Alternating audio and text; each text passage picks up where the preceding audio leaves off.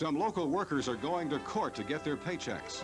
Some protesters go to jail over a controversial military project. And local school students have to go to the doctor before they go to school. Good evening, I'm Don Cannon. Action News for a Monday night is coming up next.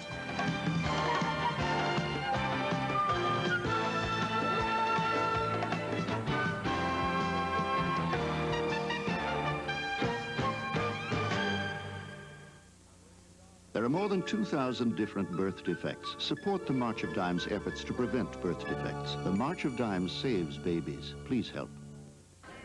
Thank you so much, Pittsburgh and the tri-state area, for your donations and your pledges. You've been beautiful. Now, you called your pledges in, but we want to remind you to send them in. That's right.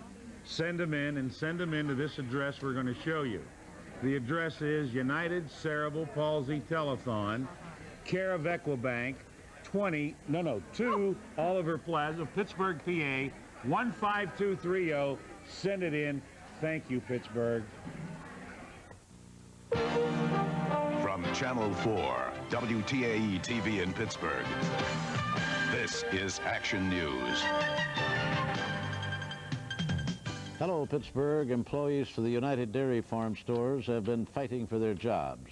Last week, some of them lost that fight. But as Sally Wiggin reports tonight, many of these employees will be back in court tomorrow, fighting for what they say is theirs. Tonight, these employees at this UDF Food Mart are grateful that they still have a job after the United Dairy Farmers Association declared bankruptcy. Schneider's Dairy bought the 49 UDF stores then and reopened many of them. But the Swissvale workers are still angry that they and other UDF employees have not received back pay for the period from December 25th to January 8th. Tomorrow, they'll hear from a judge whether UDF will ever have to pay them. The lawyer told me that we stand a 50-50 chance of getting our pays. We have a long list of creditors, and I guess they want their money too. And whoever wins, wins. In the meantime, this Swissvale store has been given the job of distributing checks for the week UDF did declare bankruptcy. But the folks here don't know if the checks for those not rehired by Schneider's are included in this bunch. That's why we asked that they call first to find out if theirs are here. The number to call at this Swissvale store is 271-9882. The employees here say this isn't the first time that checks have been sent to this store to be distributed. They say the last time it happened, they were having to hand out checks and wait on customers at the same time. But they didn't mind the fact that it was hectic. They say they want to see their co-workers get paid, and they hope that tomorrow's decision will mean more pay is on the way. Sally Wiggin, Channel 4 Action News. The union, representing 2/3 of all state employees, says it will not become a scapegoat, and a one-year pay freeze is out of the question. Legislation has been trotted out in Harrisburg that would freeze the wages of all state workers for 1 year to help cover a projected deficit of $164 million. The union wants an 18-month contract with a 20% pay raise, 5 additional holidays, more sick leave, and a shorter work week. The Thornburg administration is offering a 2% raise for 1 year. So far, there are no takers. Also tonight, efforts to end the state's longest teacher strike remain at a standstill. Today, a group calling itself the Town Meeting Steering Committee told reporters they will ask Governor Thornburg and other state officials to declare the school area a depressed area. The citizens group says it wants a 3-member panel to run the district until the strike ends. It was not a school strike that kept over 1,000 city students out of the classes today. Rather, it was a lack of proper immunization. More than 1,400 Pittsburgh students were sent home after they failed to show proof they'd been immunized against 6 childhood diseases. School officials say they'll accept excused absences from students for the next couple of days, but after that, parents will be fined. After 3 days, we're going to have the social workers send out legal notices advising the parents that their children are out of school illegally, and we're going the route of parental neglect. This crackdown is based on a state law requiring all students to be fully immunized against childhood diseases. The High Sheriff of Mahoning County, Ohio, went on trial today. He is Jim Traficant, the former football hero at the University of Pittsburgh. He is charged with accepting money from the mob, among other things. Nothing really happened today. There were some tapes, which the prosecutor once admitted as evidence. The defense demanded authentication of the tapes, and there was some delay while the lawyers and the judges argued about it. The court may begin picking a jury sometime tomorrow. 32 people in Italy tonight are beginning a new life, a life in prison. They are members of the Red Brigades, a terrorist group responsible for the murder of former Italian Prime Minister Aldo Moro. 27 others received sentences ranging from 4 months to 30 years. And coming up next on Action News tonight, there's more going on at the University of Pittsburgh tonight than just learning. And nationwide, truckers are saying they're fed up and they won't take any more.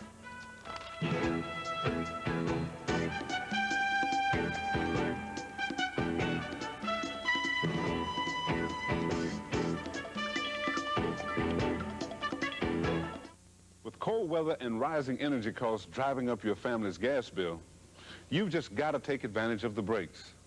People's Gas has a way to help. It's called the optional payment. You don't have to sign up. Just pay the lower of the 2 amounts listed on your gas bill. With optional payment, you can take longer to pay for the gas you use this winter, and it doesn't cost any extra. Give yourself a break. Use People's Gas optional payment. It's the best payment plan in town. Action News is brought to you in part by the People's Natural Gas Company, part of the Consolidated Natural Gas System. Now more than ever, your local AMC Jeep Renault dealers are the guys to see for low monthly payments, thanks to 11.9% financing. For example, at $128.97 a month, area dealers can sell you the all-new Alliance 2-door, $128.97 a month for Motor Trend Magazine's Car of the Year. At 11.9%, qualified buyers can enjoy similar low monthly payments on snow-going Eagles and Jeeps. Don't take our word for it. See your local participating AMC Jeep Renault dealer. There is labor trouble on the Pitt campus tonight. 3 employees of the campus bookstore were suspended for 1 day, and 2 others were fired, allegedly because of their attempts to form a union. Deborah Fox is here with more on that story. Deb? Thank you, Don. Some employees at the Pitt bookstore say the bookstore is a real moneymaker, only second to the football team. They further say the store generates $3 million a year in sales, yet the employees make a little over minimum wage. That is partly why some of the employees started to organize a union. They've gotten over a third of the workers to sign union cards. Some Pitt bookstore employees claim that while attempting to get into the wholesale retail department store union Local 101, 2 bookstore employees were fired and 3 were suspended. Now, some of the workers claim that the suspensions and firings are directly related to the union activity. The fired and suspended employees have filed grievances with Pennsylvania's Unfair Labor Practices Board. Employees not only cite extremely low wages, they also cite unsafe working conditions, especially in the stockroom. We keep the wheels of the university spinning. I make $3.70 an hour, and the dishwasher next door makes $6.35 an hour. Without us, the books would not come in, students could not get their books, classes could not start. 2 Pitt police officers came into the bookstore on January 7th and escorted Tim Brady and another employee out of the building, never telling them why they were doing it. To this day, neither employee knows why they were fired. Exactly. I think it was a scare tactic to show other people who might be susceptible to being scared that they were going to play tough, and I believe that was wrong. Have they scared the other employees? I don't think they have. I think they have a lot of good people there who know what's right and know what's wrong, and know us to know that we didn't do anything wrong and that we were productive employees helping the university in their cause.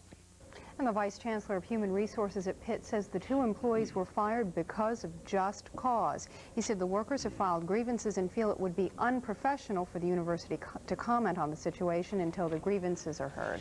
Don? All right, thanks, Deborah. For the next couple of weeks, Congress will be looking into the problems of the unemployed. But if today is any indication, there is not much help on the way. Douglas Fraser, the president of the United Auto Workers Union, met this afternoon with members of the House Energy and Commerce Committee. Fraser wants the panel to push for federally subsidized health care benefits for jobless Americans. Literally thousands and thousands of people are postponing their health care, and minor health problems are going to become major health problems because of this neglect. The Congressional Budget Office says that any type of federally backed help would only push the country deeper into debt. Nationwide, independent truckers are gearing up for a planned strike at the end of this month. And to show Washington they mean business, earlier today a convoy of truckers rolled past the Capitol building. The truckers are protesting higher taxes and fees which will take effect in April. And on the Pennsylvania Turnpike today, truckers we talked to were upset about the provisions of the gas tax bill, which they say will have little to do with road and bridge repairs. The Highway Improvement Act, as it's called, includes provisions for the study of such topics as ferry boats in the Virgin Islands, the minimum drinking age, vending machines, and convict labor. Independent truckers are calling the provisions unnecessary. Pretty near all was going except for highway use. And the way the roads are now, that's what we need, something to repair the roads. There's so much in here that has nothing to pertain to trucking. What does vending machine studies have to do with trucking? Independent truckers are also charging that increased excise taxes will more than double their operating costs over the next 6 years. And many independents are threatening to go on strike later this month. El Salvador is a long way from Pittsburgh, but what is going on there triggered a protest here today. About 100 people staged a demonstration at the county courthouse protesting the resumption of American military aid to El Salvador. They called on City Council to pass a resolution condemning the aid to the junta. Similar resolutions have been passed by councils in Baltimore, Detroit, and in San Francisco. A similar but less peaceful protest was held today in the nation's capital. Several hundred demonstrators tried to block the diplomatic entrance to the State Department. After ignoring orders from Capitol Police to leave, more than 100 of the protesters were arrested. In California today, protesters blocked the entrance to Vandenberg Air Force Base. That's where the government is doing tests on the controversial MX missile. Several of the protesters were arrested when they broke through an outside fence and came within 500 feet of the main gate. Congress is expected to vote on the MX sometime this spring. Up next on Action News tonight, the nation's worst nuclear accident avoids a date in court. And believe it or not, congressmen are good sports, even when they lose.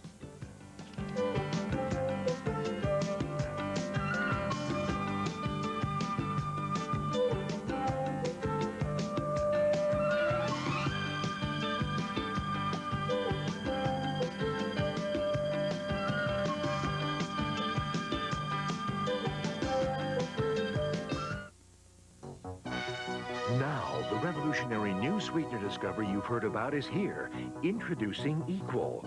A news story in the Washington Post reports, goodbye saccharin, sugar, and calories. A story in the Chicago Sun-Times reports a taste virtually indistinguishable from sugar. New low-calorie Equal tastes like sugar, and it's made without saccharin, so it has no bitter aftertaste. Sensational. Welcome to the sweet life of Equal. From out of the distance comes a driver's car. Pontiac 2000 for 1983. A car that takes on the road with a smooth shifting 5-speed transmission with overdrive. The ready response of electronic fuel injection. And the steady whirling power of an overhead cam 4-cylinder engine. Pontiac 2000. Pure driving pleasure. At Pontiac, we build excitement. The company that built the 3 Mile Island nuclear power plant has sidestepped a $4 billion lawsuit. But in doing so, Babcock & Wilcox has agreed to provide up to $37 million for service and equipment to the operators of the plant. The suit was filed last year because of the 1979 nuclear accident at that plant. Well, it wasn't exactly Stanley looking for Livingston, but under the famous Kaufman's clock today, where a huge crowd of onlookers gathered around, City Council person Michelle Madoff was waiting for Council President Jeep DePasquale to show. A meeting he promised if Madoff was able to collect more than $20 on her proposed voluntary head tax on suburban city workers. Channel 4's Al McDowell was there.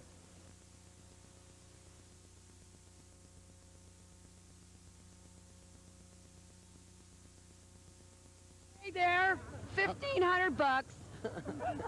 And more to come. People don't know to make their check out to the Treasurer, City of Pittsburgh. Voluntary head tax, and folks, it's a tax write-off, and the City of Pittsburgh is in debt. They're U.S. Steel, $1.5 billion. Michelle, you've been stood up. I wonder, he said he wouldn't be here, but he told me he would, and he's a man of honor, I'm sure. Well, when Jeep was a no-show, Madoff went to Plan B. She pulled out a stuffed donkey, out of a bag and called it a fitting substitute. In Washington today, the House Majority Leader Jim Wright of Texas paid off his bet. Wright had backed the Dallas Cowboys in Saturday's championship game against the Washington Redskins, and he lost. He's not the only one. So today, wearing appropriate Redskin regalia, he had to give the winner a bet on a ride to a Dallas Cowboy wheelbarrow. The winner of the bet, by the way, was District of Congressman Columbia District Walter Fauntleroy. I'd like to try that one again. Yes, he wrote that while he was in a wheelbarrow. On the other hand, what's going on in sports tonight? After the news, I'm going to get that whole story from you because I'll never get it straight. Okay. Yeah, do you want to do the sports? No. No, okay. Yeah, the way the Penguins are playing defense, I think Michelle Dion and Dennis Harrow would be glad to finish the season with a goals against average somewhere around your bowling average. Tonight, the Penguins were playing one of two teams in the league with fewer points than they had. You'll notice I said had, and we'll show you why. The Penguins got off to a good start. They went into Toronto, as I said, one of the two worst road teams in hockey. The Penguins and Toronto are two of the worst teams on the road, and the Penguins looked like they thought they were in Pittsburgh for a while there. When you see this tape coming up, you'll see what I mean. There it is. The Penguins, Gary Rissling. We're looking there at the Bruins and the Rangers, sports fans. And that made it 3-0 when Tom Fergus made that goal right there in the third period. 3-0 Boston.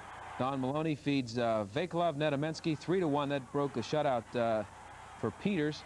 Bruins won at 3-1. That was the Bruins and the Rangers.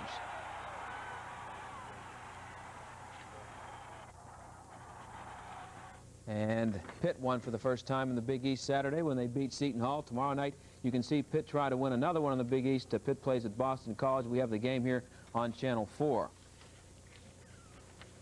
And now we have the Penguin highlights ready. We're going to show you those. Here we go. First period, Gary Rissling, number 23. That's less than a minute into the game. It was 1-0. Less than a minute later, Dave Hannon, 2-0 Pittsburgh. And now get ready. This is what happened. Still in the first period.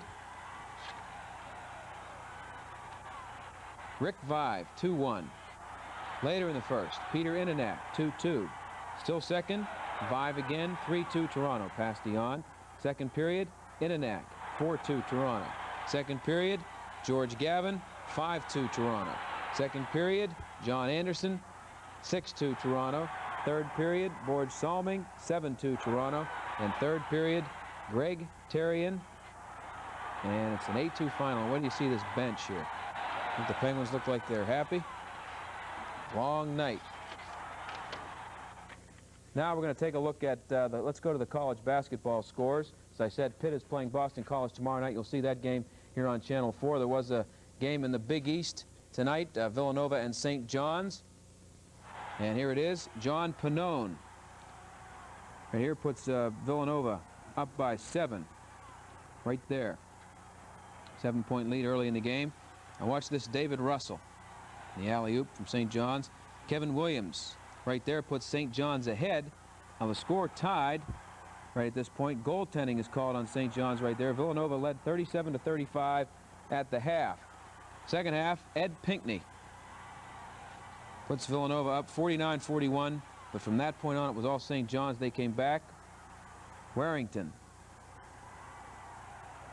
3 points on that one, a 3-point play. St. John's led 56-53. David Russell, that was also a 3-point play.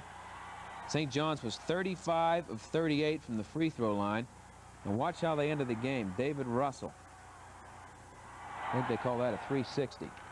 Now we're going to look at the basketball scores. St. John's 80, Villanova 71, Arkansas 83, Texas 64, Mississippi 64, Alabama 63, and Tennessee beat Auburn 80-77.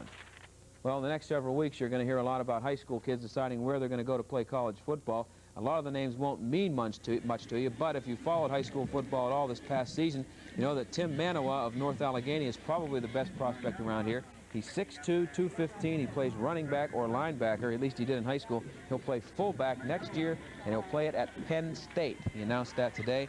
Manawa had offers from everywhere, including Pitt and West Virginia. A couple of other notes here. Bill Walsh will grace us all with his genius again next year. The world was holding its breath waiting for Bill to decide whether or not he would coach. Today, Bill said he would. Ellis Valentine signed a contract with California. He was a free agent, and the only team that had drafted him was the Pirates. And Duquesne plays Marquette tomorrow night at the arena. Now Don's going to do that story again. Jim Wright gave Walter Fauntleroy a ride in a Dallas Cowboy wheelbarrow. What is a Dallas Cowboy wheelbarrow? Don't press the issue, John. Let it go to that. Thank you. American car makers aren't the only ones having troubles these days. In fact, one of our biggest competitors, Japan, is having the same problem. Japan's two largest car manufacturers, Toyota and Nissan, say their production and exports are both down. They blame foreign protectionism and sluggish demand worldwide. Well, foreign car sales may be off, but business in used cars, very used cars, is booming at the bottom of the Ohio River. Today, the Campbell barge lines dredged 30 waterlogged rusting hulks out of the river at the front of Light Hill Street in the Manchester district. The river, it seems, has become a dumping ground for car thieves and swindlers trying to rip off insurance companies. And the people who keep our cars on the road are having trouble staying on track. That story and more coming up next.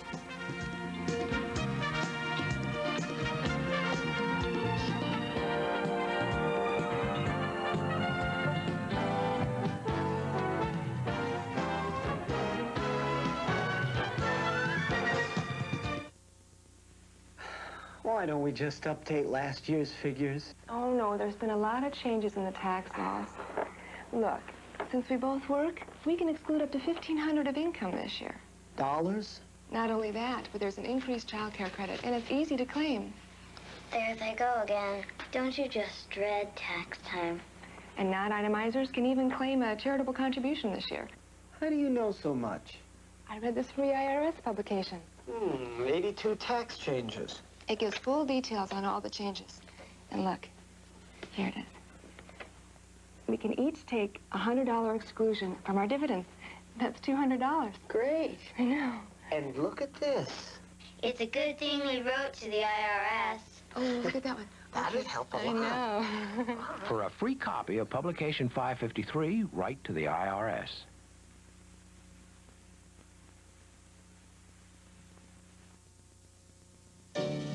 If you created the perfect game for your family, you'd want it to be entertaining for grown-ups, fun for the kids, and a lot of laughs. You might add a dash of skill, a pinch of strategy, and a little bit of luck. Of course, you'd make it simple to play, but fill it with surprises.